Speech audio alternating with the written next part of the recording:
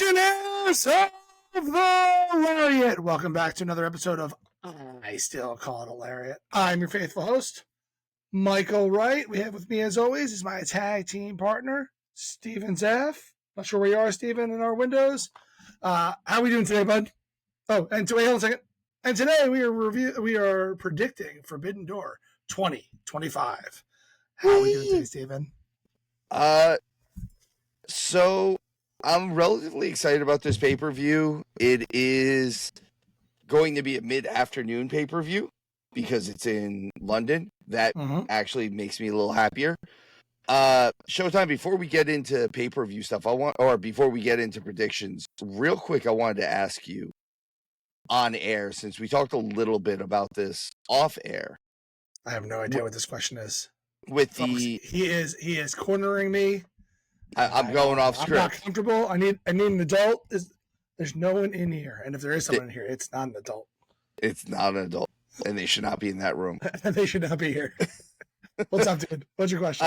Okay, so WWE's recent deal with ESPN, UFC's recent deal with Paramount Plus, TNA, even how they run TNA Plus, where they only really charge extra for their like 4 major pay-per-views. Are we seeing the end of pay-per-view as we know it? Like, I mean, truthfully, AEW, I feel like, is going to have to do the same thing with Max, basically, to compete with these other brands. I don't think we're seeing the death of pay-per-view. I think it's the birth of pay for everything. I know we have a bit of a different opinion on the ESPN deal on, well, you get so much more. But if you're not, like, I haven't watched ESPN in I don't know how long. And I'm a sports fan. Like, I got my Giants hat on. I'm always wearing my Yankee hat. I'm a big New York sports fan. But I'm watching that stuff. Like, the only thing I watch on ESPN is that Sunday night? No, Monday Night Football. Monday Night Football. And honestly, I just switch over to the Manning Cast because it's as far away from ESPN as I can get on ESPN too. So no, I'm not overly excited. I don't think. Sorry, I went into a different conversation. Sorry. I don't think it's the death of it. We're going to end up paying for more, or you're paying for those monthly pay-per-views with that $40 with that month, fee, that $30 a month fee. That's what I'm saying, though. Is this going to be the?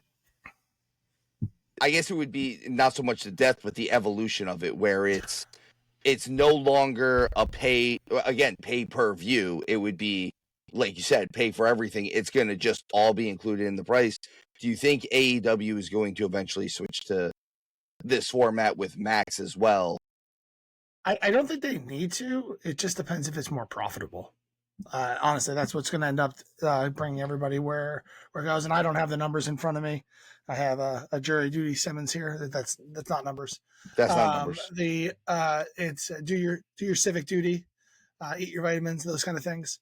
I don't think they do, because there is some crossover between WWE and AEW fandom. I'm sure more than people like to admit. Like, I feel like people are afraid to say they like both. You have to be a part of a tribe these days, Steven. But if you are an AEW only fan, this affects you zero. You'll still pay for your monthly pay-per-view, see your weekly shows for free or through your cable provider.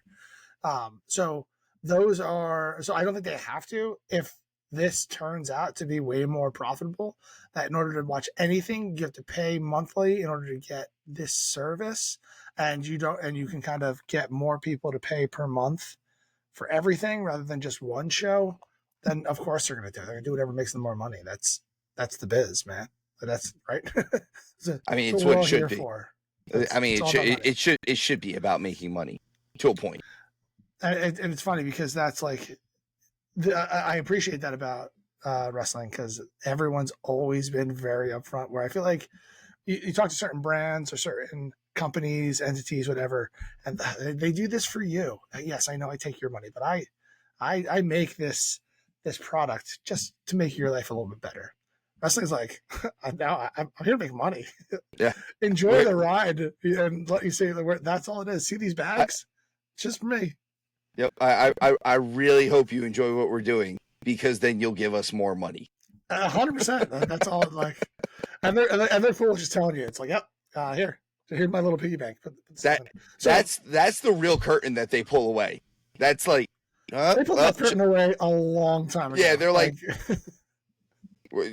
are you guys showing up? All right, cool, awesome. This stuff started in carnivals. That's all it was. Is just kind of swindle people out of money. That's all.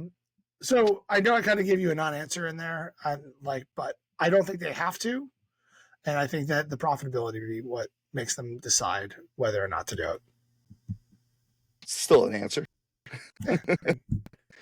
How the dominoes fall. All right, now that you've distracted me and I forgot everything that I was going to do here. Forbidden Door 2025. 2025. What are you most looking forward to in this match? Let's see. Forbidden Door 2025. I am looking forward to it being an afternoon pay-per-view because it's in London, and I am looking forward to Toni Storm versus Athena.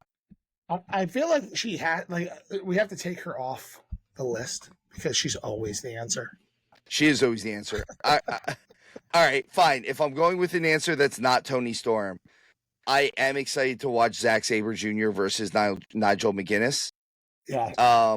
I would like them to stop dusting off Nigel McGuinness, though, at this point. Like, either make him active or not make him active, but dusting him off every couple months just so that we can get a match that would have been a dream match 6, 7, 8 years ago.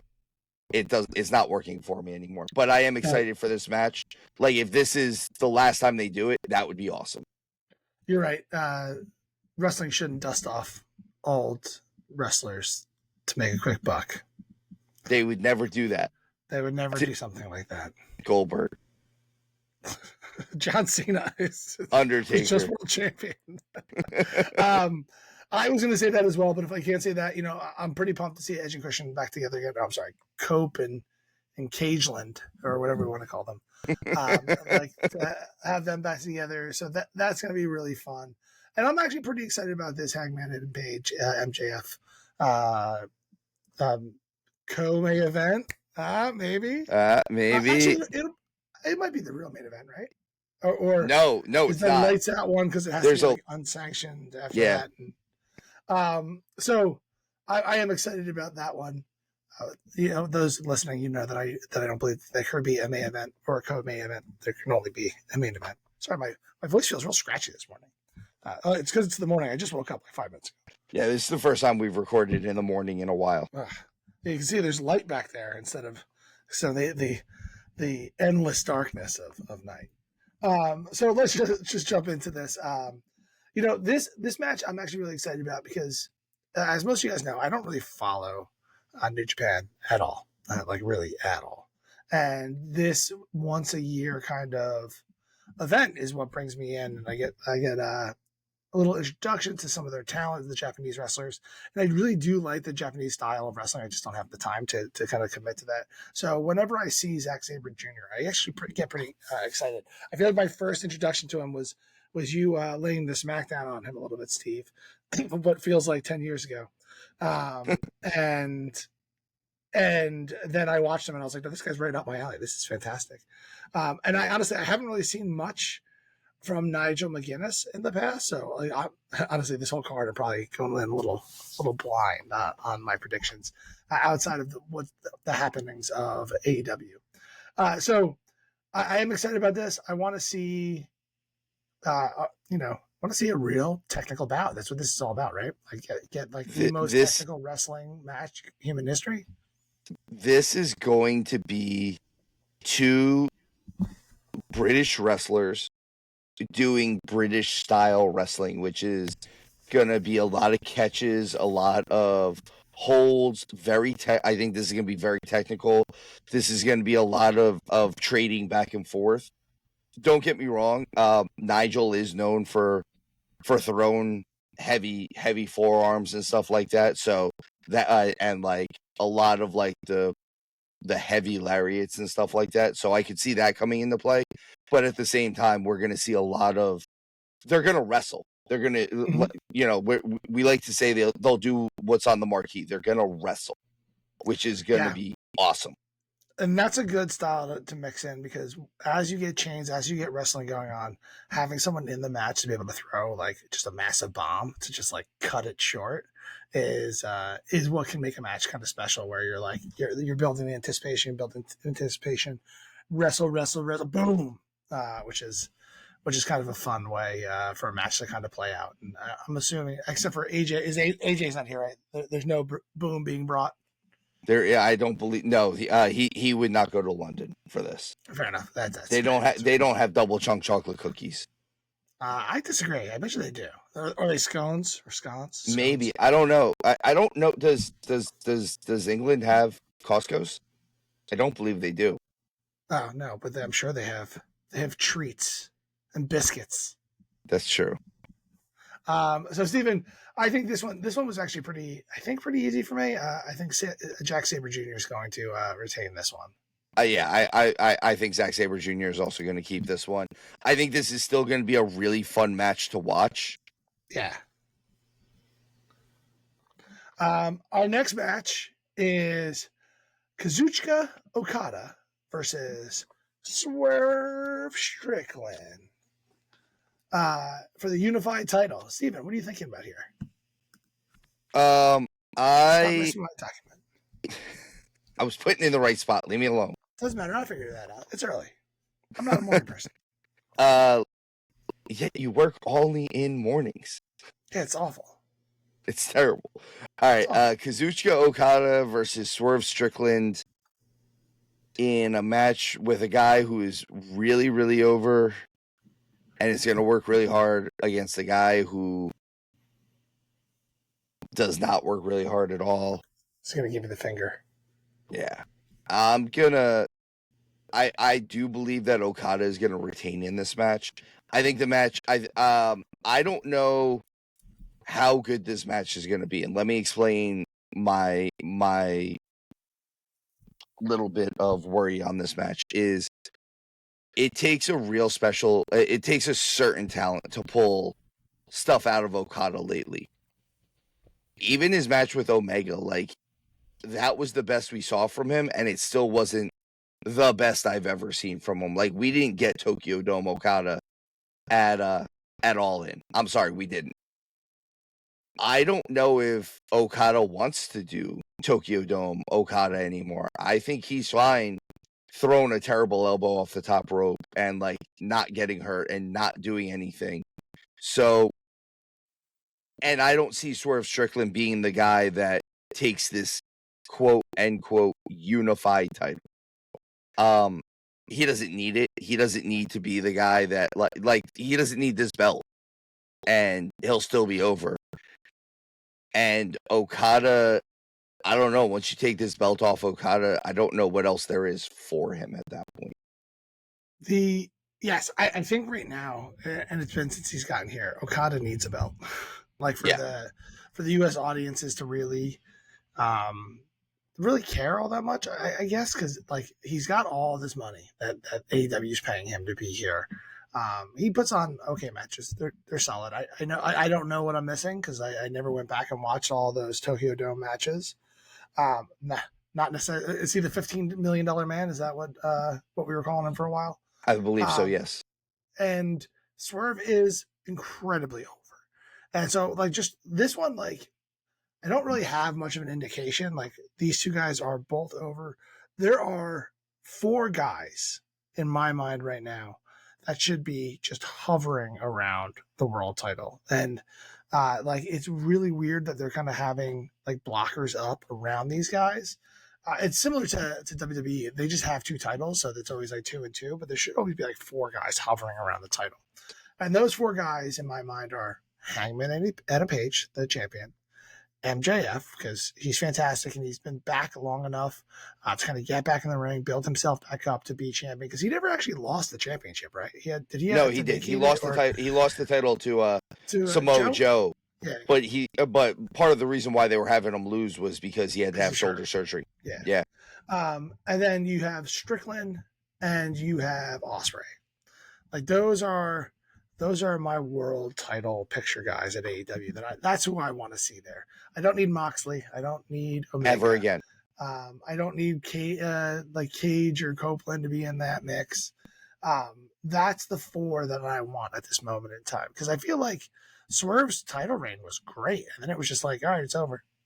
It's like, wait, but he's a main eventer. Now he's here with the unified title. So my question to you, Steven, before I make my prediction, because I am excited for this one, because I do just like Swerve Strickland. His matches are great. Yeah. I mean, the dance is over. I mean, it's all I want. I'll never stop dancing, Steven. I'll never stop.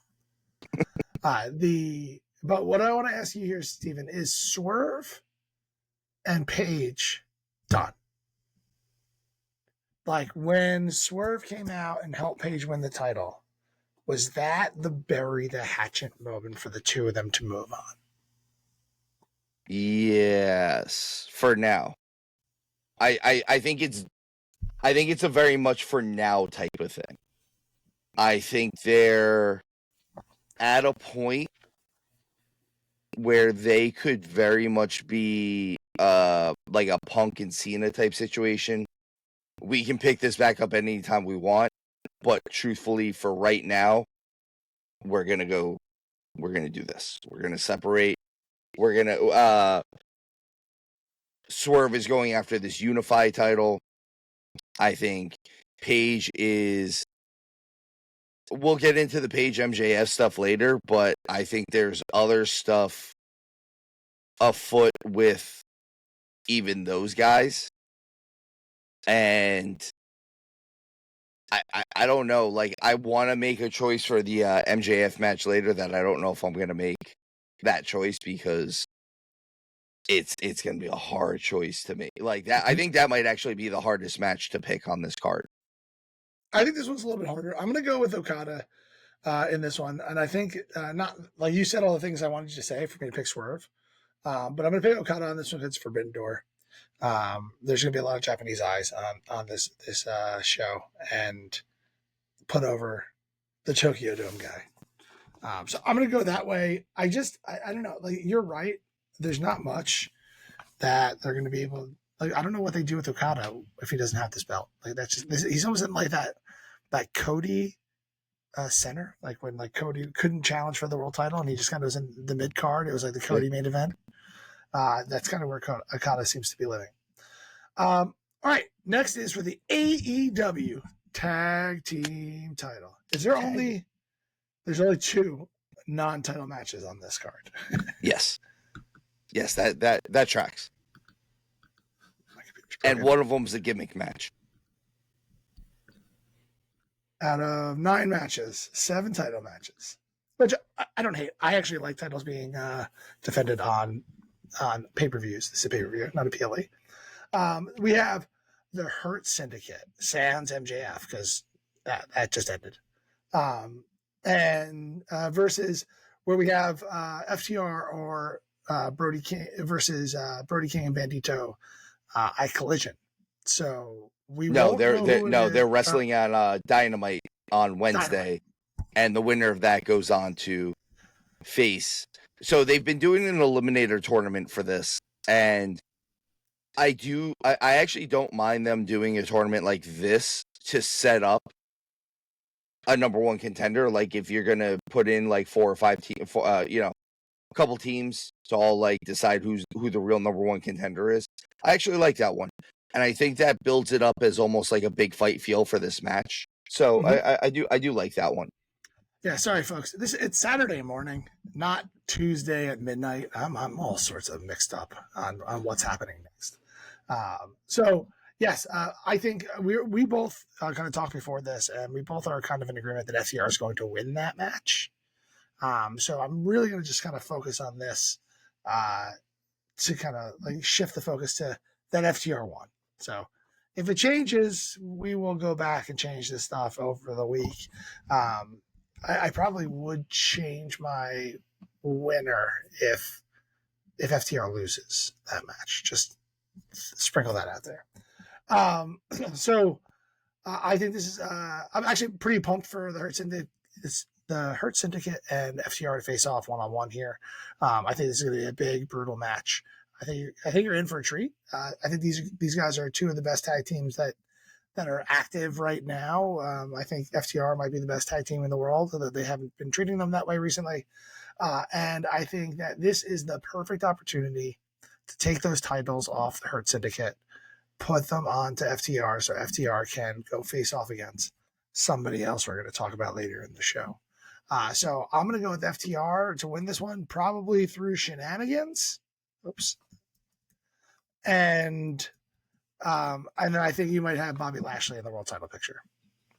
I also believe that as well. Everything that you just said is echoed.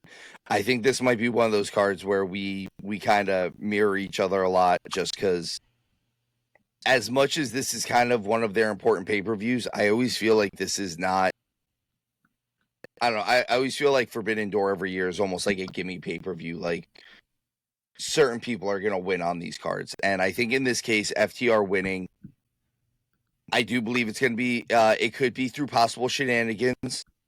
I think it could be through a possible misstep. Whether or not we know, because we have not gotten the full answer on MJF not being in the Hurt Syndicate yet. We have not gotten the final thumbs down. So we will find that out this week, or maybe we won't. Who knows anymore? Maybe we'll find it out at Forbidden Door on whether or not he's got the thumbs down. But I can would see the convoluted. I'm gonna fantasy book for a second. I can see the convoluted storyline of MJF costing FTR, costing the Hurt Syndicate the titles against FTR, winning the world title later in the night, and then having to face off against Bobby Lashley. Exactly. Yeah, like it's like Hangman was never champion. It's basically like Hangman was never champion. That's my worry. That's actually where I'm at with this. Yeah. It seems like that's where this is going. My only thing is I do think that you're going to find out later, possibly not now, but you might find out that MVP is with MJF still. I think that's still I think that's still the key to this storyline. But I do think that if FTR goes in there, FTR is one of the few teams that can go in there with the Hurt Syndicate and match them. Yeah. Because they're an actual tag team again. Although I will say this, should it go the other way, where it is Bandito and Brody King, these are two guys that if they go in there with the Hurt Syndicate, it's not absurd that these guys can hang with the Hurt Syndicate. Brody King is a big dude, and Bandito, I've been saying this for months now, when we do review AEW shows that he's on, he is the luchador that AEW should be focusing on. He's the guy. Like, he's got something about him. He's got a little bit of size. He's the guy that matches up good with Shelton in this match. So I don't mind it going the other way as far as match quality goes. It's just a matter of, I think for storyline reasons, it should be FTR. Yeah, 100%. I think that Brody King and Bandito could beat them, could be in this match, could put on a really great match with the Hurt Syndicate. I just don't see them dropping the titles to them. I agree. And I think they can handle the titles and whatnot. So, and I think that would really freshen up the tag team division in this in AEW, because if they were the ones that got the titles, and all of a sudden every storyline's on the table for like who's going to come for this next. It's not the kind of stagnant, Young Bucks, Hurt Syndicate, FTR kind of wheel of doom when we add a couple people in here and there, but they always feel like a tier below. Because the FTR, in my opinion, Young Bucks, and the Hurt Syndicate are all main event tag teams, if that's the right way to kind of spell that out. And I think kind of the upper mid card tag team, you end up getting a lot more robust ability. But if you need to have direction in it, or it turns into a cluster like something on SmackDown. So like that's the Yep. nuance here. So that's essentially we're both on the same page, I think. So like I'm calling FTR if FTR wins. I'm calling Kurt Syndicate if Bandito and Brody King win. Facts. Same. Facts. That's what. Same Z's. Did we just become Same. best friends? Yup. Do you want to go do karate in the garage? Yeah, I don't think anyone on this would like to see that. No one here. And my garage is very cluttered. Do you want me to go just clean your garage then? I could use it. Next is for the TBS title. Mercedes Moné will be taking on Alex Windsor, Persephone, and a Stardom to be named later. Did that work? Yes. I think that worked. Yes. The Stardom. It's a double meaning kind of thing. So, Steven, what are you thinking about here? I think this is going to be a good match. I think that there is going to be so much Jamokin. So much. I think this match is going to be the definition of Jamoking. I think there's going to be a lot of one-on-one situations, and two other people are going to be sitting on the outside. They might be fighting a little bit on the outside, but they're going to just be sitting on the outside. While Stephen, for anyone new, I know that we haven't fully explained the definition of a jamoke. Why don't you break it down? A jamoke, a noun. The definition of which it would be a jamoke, because I would be referring to a person. Yeah, jamoke. A jamoke. Jamoking is a verb, the act of being a jamoke. Yes. Which I know you shouldn't use the word in the definition. I'm getting to the actual definition. Get to the definition. Yes, jamoke, noun. The act or being a person on the outside of the ring for minutes and minutes at a time after taking a very, very minor move and keeping you out of the match so that two other people can just do a spot randomly. Jamoke. So coined by our good friend S. Scarps Esquire. He doesn't exist. This is ours now. We did it. I invented that, and you approved. That's the way it works now. Intellectual property. What do you think about this match in general, Steven? Outside of the Jamoke aspect of things, what are you excited for? What are you not? Who do you think it's going to be from Stardom? I have no idea. I have no idea. Okay, fair enough. I have no idea. I don't know enough about Stardom. I think it could be like Azumi, AZM, or AZME. I think it is Azumi. I definitely think it could be her. They're looking to push Alex Windsor pretty hard. I have to look again, but I believe, if I'm correct, Alex Windsor is Will Ospreay's significant other.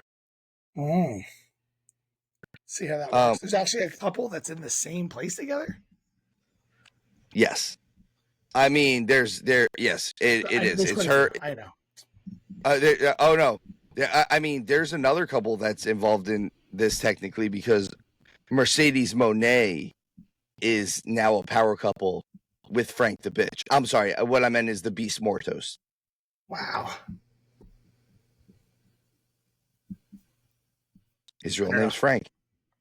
His real name's Frank. Frank Mortos, attorney at law. He is an attorney at law, by the way. He is a lawyer. I think this is interesting. Alex Windsor being pushed, I think, is something we're going to see. But let's be real, guys. She finally lost, and we're not going to see a downfall of Moné quite yet. No, Moné retains this one pretty handily, right? Absolutely. I wouldn't be surprised if she beats whoever it is coming in from Stardom. I wouldn't be surprised. So she lost her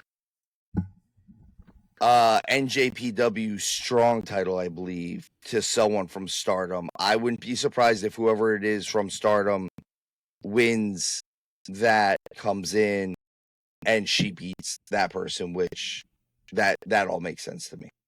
Mm-hmm. I can see that.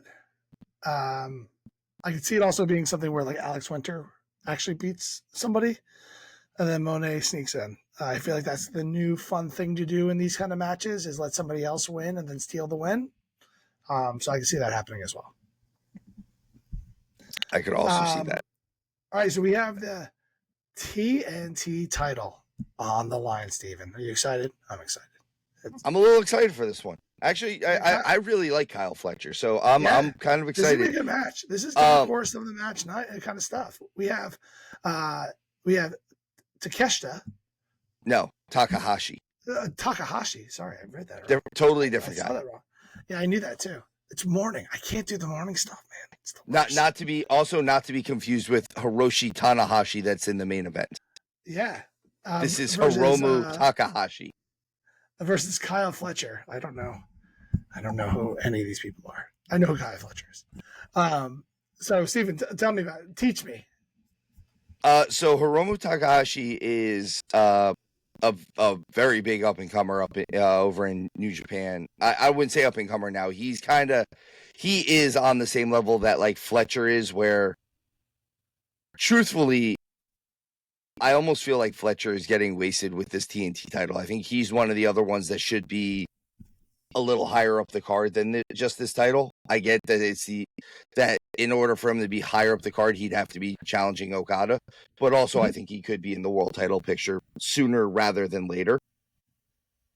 Takahashi's kind of in the same boat. He's the guy where I joke a lot of times, or I say that Fletcher is the new Randy Orton. Takahashi is actually the new Tanahashi. I know they're on the same card, but Tanahashi's 700 years old, and Takahashi is going to be the guy that takes over as that like traditional, all-around kind of colorful babyface that you want to see. Where Kyle Fletcher is going to be, even when Kyle Fletcher gets cheered, he's probably going to still be a heel, basically. I do think that Fletcher keeps this belt. I think he wins it with a brainbuster. And I hope they start protecting his brainbuster like it's the second coming. I'm going to have to agree with you because I typically... AEW doesn't let their people lose to New Japan on freaking Forbidden Door. Not with a title on the line. Not with the title on the line. And like we said, there's 7 and 9 title matches. Yeah. And, with one of their titles on the line. Let me clarify. I mean, last time didn't Moxley retain? Is that what it was? Yes, but Moxley was the IWGP champion. Yeah, and it's not even like they play it both ways. Like where it's like, oh, it's your title, so you can win this one. I think we were both convinced that he would lose that then too. Because he had one arm. He had one arm. I'm with you. I think Kyle Fletcher wins this. I think he retains the title. I think this is just their way to showcase him and get people ready for him to move up the card. That's what the TNT title is meant to be. You figure out the guy who can wear it, send him up. Yeah, I'm in. So next is the first non-title match. Nice. You have Adam, the rated R superstar. He's still that. Yes, Adam Copeland and Christian Cage, who has found himself, I assume. I guess, yeah, he's found himself. Versus they hugged it out. They did. There's pats on the back. That means it's a real hug. Versus Sabin and Wayne. I'm not going to bury the lead here. This is Edge and Christian, the reunion match. I mean, come on, they're gonna win this, and I do think that they're setting up these two versus FTR. Absolutely, that's really where all the work has been, not in the matches that are happening on this card. So I think it's pretty obvious that's why I think FTR is going to win that other match, be set up to go up against Edge and Christian, Copeland and Cage, and I'm pretty excited. I actually want to see them together again. I hope they don't just go through like the greatest hits. Like we don't need to start posing for multiple seconds and whatnot. I mean, I wouldn't hate it. Thing again. like do it once, give the fans what they want, and then put it away where you've kept it all these years. Um, so yes, that's my aspect of things. I don't really have much high hopes for this match. It's gonna be fun, but I bet you this is one of the shorter ones, though. Every match is gonna be at least 17 minutes long. Yes. I mean, listen, they really, really need to promote this young up and coming tag team, Adam Copeland and Christian Cage. Brand new tag team came out yesterday. Brand new tag team just came out yesterday. I have never seen Adam Copeland and Christian Cage together. That is a true statement. Those names have never been on a card together as a team. Never, ever. Never. It's actually true. I've seen Sexton Hardcastle and Christian Cage together. Edge and Christian. Never seen Cope, if you will. I hate that he calls himself that. And Christian Cage. I wouldn't hate seeing the bug glasses again. Yes. Or like the ones that Christian used to wear over his head. Yeah. Those are the bug glasses. Yeah. Does he have to still wear the beanie hat with it though? He can do whatever he wants. Because he always wore the knit cap over with the sunglasses over him first. He probably doesn't need to because he has short hair now. That is true. Yeah, I think this is going to be a fun match. I think this is going to be a little bit of greatest. I think this match specifically is going to be greatest hits. I think, and I think the ending is spear, kill switch at the same time on both guys. Yeah, in stereo. Yep. Cool. Moving in, we have Athena's cash in. AEW's women's world title. Athena is taking on a Storm. Toni Storm. The best Storm in wrestling. The best Storm in wrestling. The best. I didn't know. I in current wrestling every time. That is not. That is not to bash Lance Storm. I know I always gush over Toni Storm. I just think she's the best total package in wrestling right now. She has the storyline. She has the creative chops. She has the wrestling ability. She beat Mercedes Moné. And I don't really I'm struggling with this match. Like you said that the MJF cash in, I hate cash ins that don't work. Like why bring this person up to that level? But I also struggle with thinking that Toni is going to beat Monet and then lose to Athena.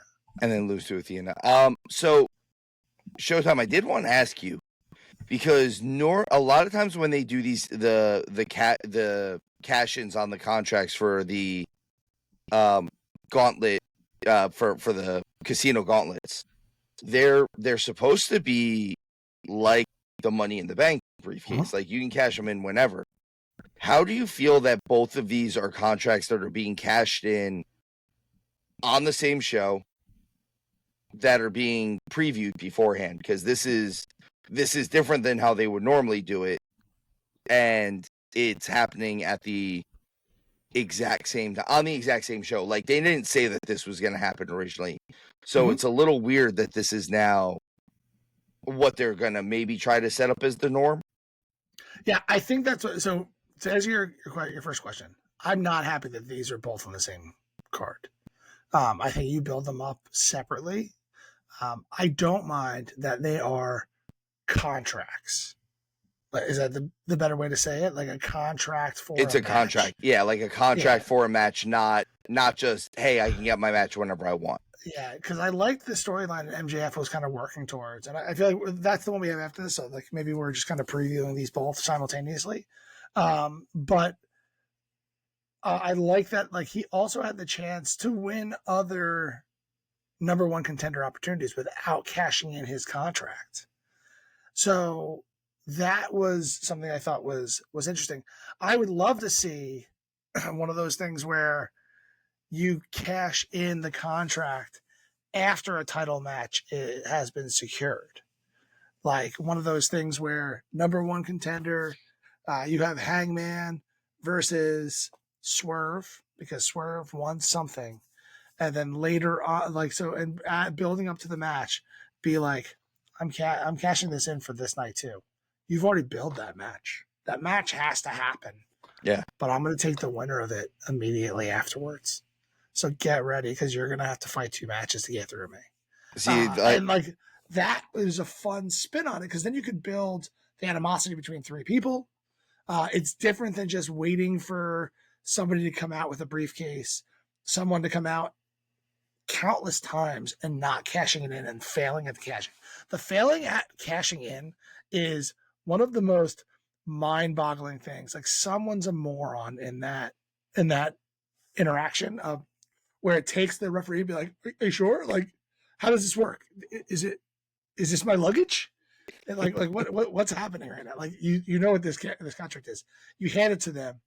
The minute it's in the referee's hand, ring the bell. Fin. Now coming down with it and getting blasted, that's fun. I think those are good ways to stop it. But by sheer incompetence, by either the cashie, or the cashier. Well, one would be the cashier, and the other one would be cashier. Cashier, I guess, yeah. Like the referee in that moment. The cashier would be the referee, yes. Yeah, and so the one of you two that doesn't understand how simple economics works, you're a moron. We're talking to you, Rick Knox. Yeah, I just never understood it. Like, what do I do with this thing? It's only been around for 20 years. So back to what your question was here. I'm not a fan that these are both on the same show because I think that contract and that element should have its own time to breathe. But I don't hate that it's for a match, not for a title shot in the moment like it's a 24-hour championship. Yeah, I agree. I think it should be for a match. I like how you put that spin on it. Also, like, both of these are only, this is the next pay-per-view after both these people won this contract. So, like, there's been no time to breathe with this. Like, there's been no time for them to, like, toy with the decision or, like, anything. They're going right into this. I'm gonna jump into Toni Storm, though, and Athena, because I think this match is gonna be awesome. Like, not like Sock's awesome, like the universe is awesome. I think this is going to be a situation where we get to see some. This might actually be, and I know I said this a bit with the Mercedes Moné Toni Storm match for the last pay-per-view. This might be the best we see Toni Storm. Her and Athena. I just assume that every match I see with her is the best I'm going to see with her. I mean, we always see good matches. The thing with Mercedes is she wrestles as much as it's a very different style than Athena. Athena's also has a little bit more size to her. She has a little bit more that she can do in the ring believably with Toni. And I think we're going to get I think it's going to be a very different match than we even saw with Mercedes. And I think it's just going to be amazing. It's going to be a really, really good match. I wouldn't doubt that this is going to be our favorite match on this card after the show. But I want to go. I think I'm going to go Toni on this one. I think. I think I'm going. You coward. We're not doing this again. Just saying. I think I'm change all your picks. I'm going Toni on this one. I wouldn't be surprised if this is a situation where Athena either gets, there might be some type of shenanigans involved even, because I've been saying for months that I feel like Athena and Mercedes should really be going at it. And I think that might end up being where this goes to is. Yeah. I think most people thought that's the reason. Most people thought Mercedes was going to win against Toni last time around. Not me, of course, because I always believed Toni. But that's what I think most people thought was going to happen to set this up. And you actually believed as well. I thought you didn't believe, Steven. No, I believe. We're not talking about Joe Hendry. Is he here? So yeah, I'm with you. I just like I said earlier, I don't see how she beats. Excuse me. I don't see how she beats Mercedes and loses to Athena back to back. And I just hope they stop the silliness with the Storm's End. Too many people have been kicking out of it. Mercedes Moné kicked out of 3 of them. Not interested. Until she got hit with the super one. Yeah, I don't remember how long it's been called an avalanche, like when something's off the top rope. But I dig it. I feel like that just all of a sudden started being what they called it. Maybe it's an old school thing that I just don't remember, but I like that think term. I think they just started adopting it from a different. There was an avalanche, blah blah blah, and then they just kept kind of calling it that at Using that point. name. Yeah, like Jamokes, everyone's using it now, and it has to start somewhere. Because they should, because we coined it. It started here, folks. Here. So moving on to the MJF's cash in for the AEW World Championship. We have MJF cashing in against Hangman Adam Page. Steven, what are you thinking here? I'm picking MJF on this one. And originally I was not going to pick MJF. One of the reasons I was not going to pick MJF originally was I wanted to see because he has the CMLL title too, and they're actually kind of building his storyline over there a bit too with him and Mystico and things like that. And I wanted to see if he was going to retain that belt before he came in, and he did. But also, I don't know. I don't want to just call Adam Page a transitional champion because he went and took our hearts and prayers and all of our hopes and dreams and beat the vicious Jon Moxley. God, I hate that guy. Did his civic duty. Yeah, but at the same time, it almost felt like the entirety of All In was just a reset for the company to kind of start whatever storylines they really want now. Like, they can actually move forward. And the fact of the matter is, like you said, MJF should be in and around the world title picture always.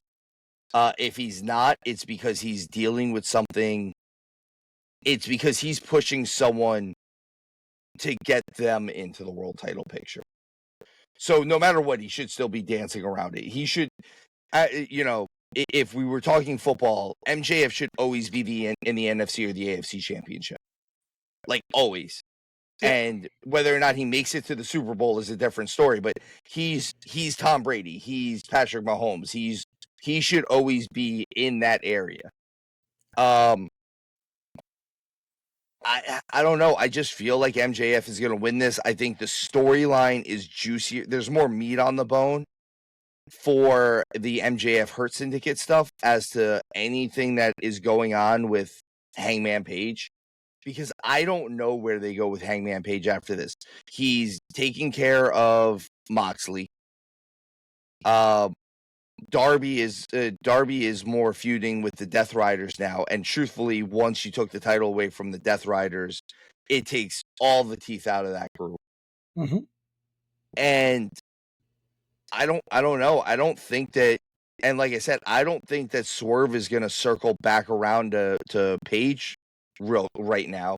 That's why I was asking that question earlier. It's almost like the only storyline that you could give Hangman Page that would be interesting right now, because I don't know who else you put in that scenario to go after him. That I'm like, oh yeah, that'd be really cool. Like, there's just not enough heels to go through that. I'd be like, yeah, that'd be really cool to see that guy. Well, Page could be a heel tomorrow if he needed to be. Like, that's the. I mean, he just needs to burn down a house. Yeah, right. I struggle with this match. You're right. I think this is actually the hardest one throughout the night. I just do you take the title off of Page? Like 6 weeks after they gave it to him. After he gave it to him? Yeah.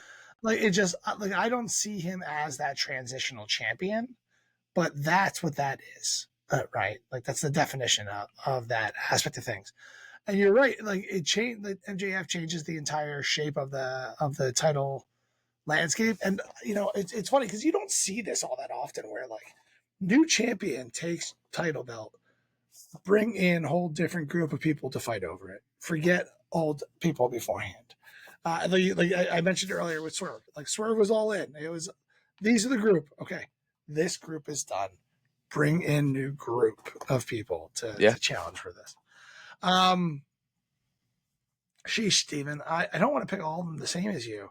I will say I want MJF to win the title. I think it is more entertaining if he's the champion. I think this is a company where if it's a good heel champion, it's more fun to watch some of these guys chase the heel than the babyface eventually winning it. I mean, after the babyface wins it, because look, I'll say this: Hangman Page has been doing better work. He's still not, especially like there's still not as much. He's not as much fun to watch as MJF is going to be. Yeah, but like I don't see them doing Hangman dirty like that either. Like I don't know. This one, I'm gonna waffle on this one. I think all week. I'm gonna go with MJF right now because it's what I want to see. Because I like him as champion. I think it's gonna lead to better storylines. But I feel like I'm always wrong with Hangman. I feel like I pick against him an awful lot, and I'm always wrong when I do it. so I will give us I will give both of us this caveat, this little asterisk, if you will.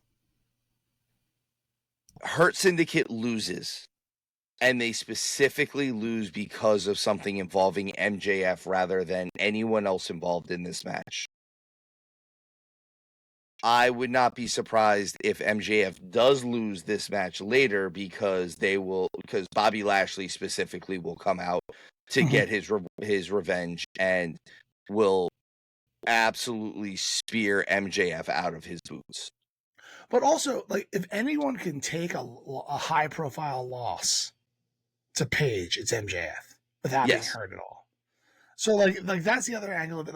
Like I love that MJF and that Ospreay are the two guys that like they're willing to put somebody else over and like they're to get hurt at all afterwards. Yeah, they're Teflon. Nothing sticks to them. Like them, those two guys and Swerve, which it's funny because they're all the guys that we think should be sitting around the world title. Yeah. MJF can lose almost every match. I think he'll still be just as over because he'll still be able to grab a microphone and piss everyone off. Yeah, no, it's great. Ospreay is one of those guys that's just going to kill. Keeping that CMML title, like while he's world champion in AEW, I think it's hard to get that belt off of him. Yeah, it throws a lot of stuff off. Like it's got to be a situation where for the CMLL title, I feel like it's got to be a situation where like 15 wrestlers from CMLL have to like make sure that he does not keep that title anymore. Like, hey, we're coming down to make sure that Mystico wins this title. Yeah, let's see what happens. I want to see what happens this week. I want to see some go-home math. I may change this, so caveat. I don't think I'll change very many of these matches, but this one, it's so early. It's Saturday the 16th. This match is 100 next years Sunday. Yeah. 100 years. These might not even be none of these matches may be the same. Like, card subject to change.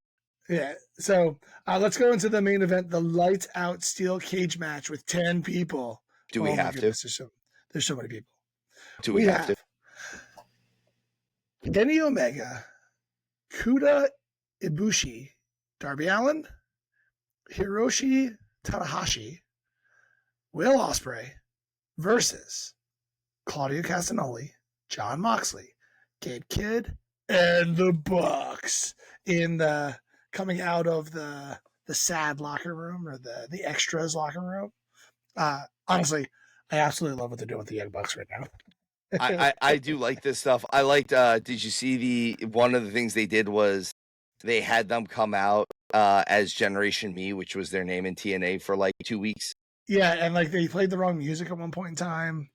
They put like the wrong names on the thing too. Yeah, like it was like they spelled their names wrong, right?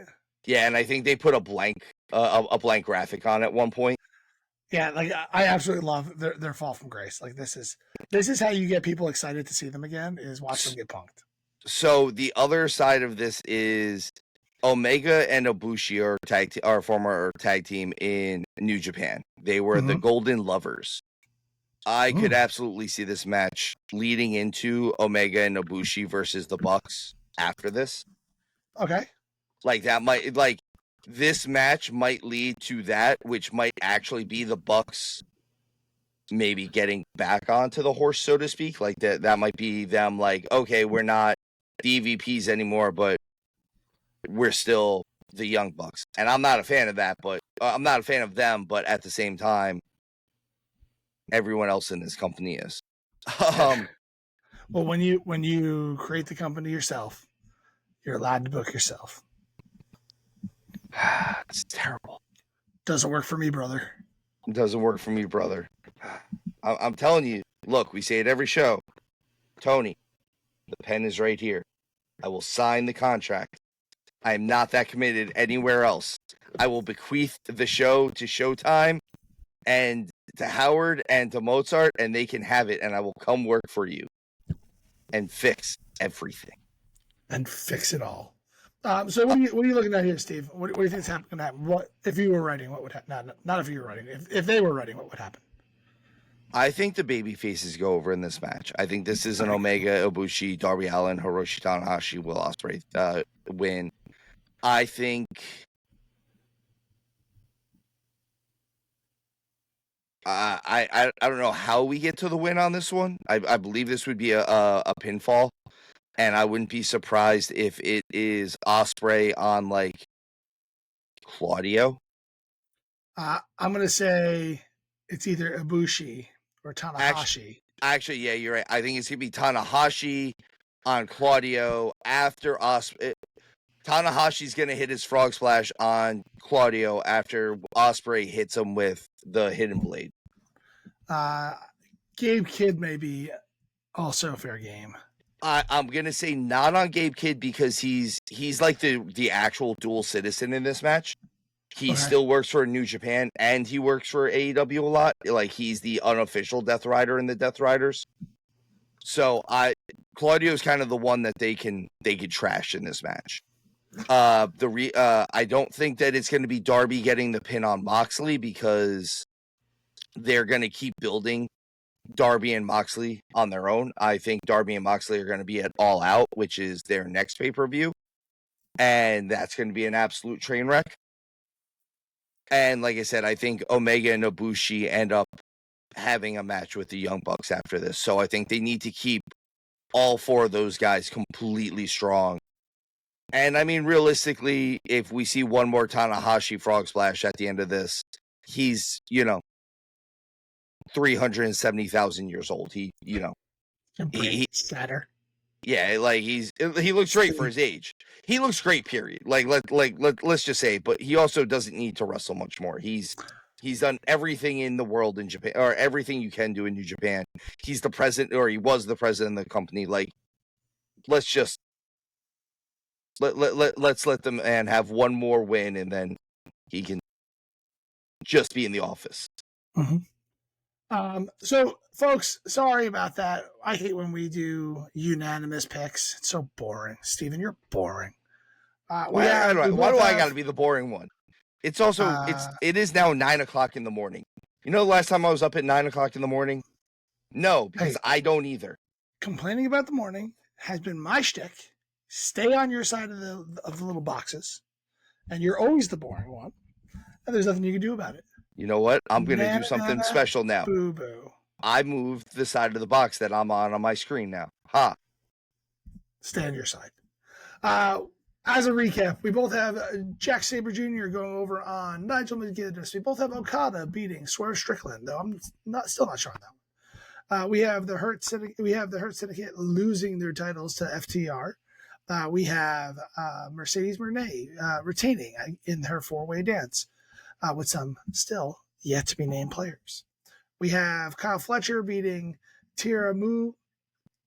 Is that how you say it? Hiromu Takahashi. Hiromu Takahashi. I'm trying to get the whole names in there. You are so American. Oh, I'm so bad at this stuff. I'm sorry. I try. I really do. But we have Adam Copeland and Christian Cage going over on Sabin and Wayne.